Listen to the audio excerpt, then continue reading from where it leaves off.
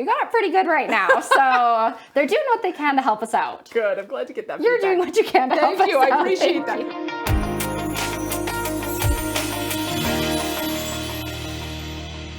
I'm sitting here with Alex, who is a mother of two who are at the playground and may come back at any moment. But Alex does shift work while her husband is going to university getting his master's degree, right? Yes, What is he he works doing? full time and he's getting his master's busy. degree, so very busy. Oh my goodness, you've got a busy household. Yes. And I can imagine as you're doing your grocery shopping, you're sort of looking at the price of the grocery bill every week. Tell us what the inflation crisis has done for your family. You would notice that since you're I a was home gonna baker. say, yes, I do a lot of baking. We try to cook as much from home as we can. And yeah, it feels like it's like every time you go in, I know it's not doubling every single time you go in, but it feels like every single time I go in, I'm like, oh, it's higher this month and this month and this much, making it kind of harder to create those budgets and to stick to them just because you never know what's kind of going to happen every time you go into the grocery store.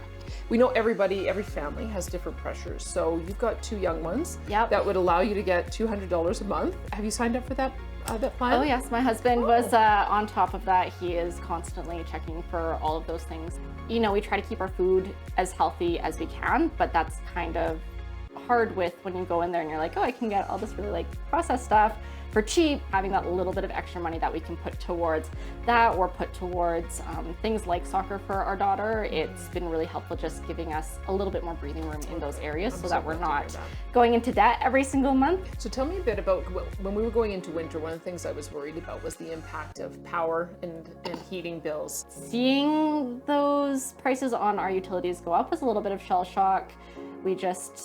We bought all the extra socks and all the extra sweatpants and tried to keep the house at like, usually was set to like 18 or 19 for as long as possible, but there's always those days where you're like, it's just so cold and you've got to turn the furnace up. And so I don't control the weather. I don't control a lot of the aspects that are going on. And it's like, yes, would I like to be able to do things that are more environmentally conscious when I can? Absolutely. We try to utilize those as best as we can. We bought like blackout blinds so that it kind of controls the heat in here a little bit, but at the end of the day, it's hard for us to be paying for something that is just not resolvable quickly right now. So that's such a great perspective. Let me ask you one other big cost as well is cost of gasoline or diesel. Not sure what kind of vehicle you drive, but yes. you've got young kids, so I imagine there's lots of activities as well. So one of the things that we saw is that the federal government was bringing through another increase in the carbon tax on gasoline and diesel, 14 cents a liter. So we gave a rebate. So we've suspended our carbon tax of 13 cents a liter just to make sure that families have a bit of a break.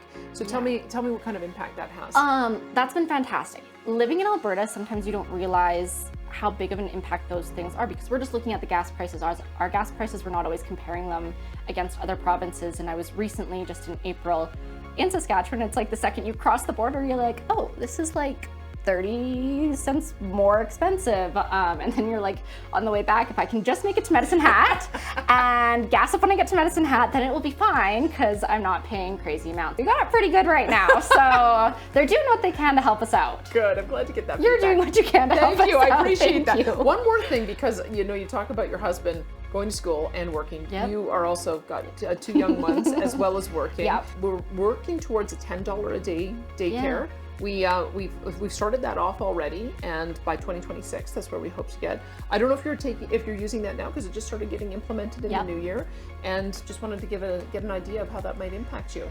With my job kind of shifting, that is something that we've looked more into. Most childcare facilities, you're still paying a ton of money for that, but it allows that flexibility to go to work, make a little bit of extra money, still have that time with your kids and your family without having to absolutely break the bank. So we don't want to go backwards. We want to move forward. And yes. So tell me how things look for you when you look forward. One of the reasons we are conservative, one of the reasons we vote UCP is it's way more big picture thinking. It sets you up better down the road. We always say like money that comes in quickly also goes out quickly, and the difference between just like throwing money at a problem doesn't really help in the long run. And so we are hopeful for the future that as long as UCP government gets voted back in, somebody that understands the fiscal responsibilities of running a house and running a family and trying to plan for the future and not just living in that day-to-day moments. I wanted to read both sides. I like to read both sides of the political spectrum so that I know it's like you guys actually had like numbers and facts and things that I was like, okay, this is much easier to pull on, whereas the other one was just like, this is what we're planning on doing. And it's like, there's like no concrete anything here for me to pull from. So yeah. Thanks so much for the feedback. No worries. Do you think I can take one of your delicious muffins? Yes.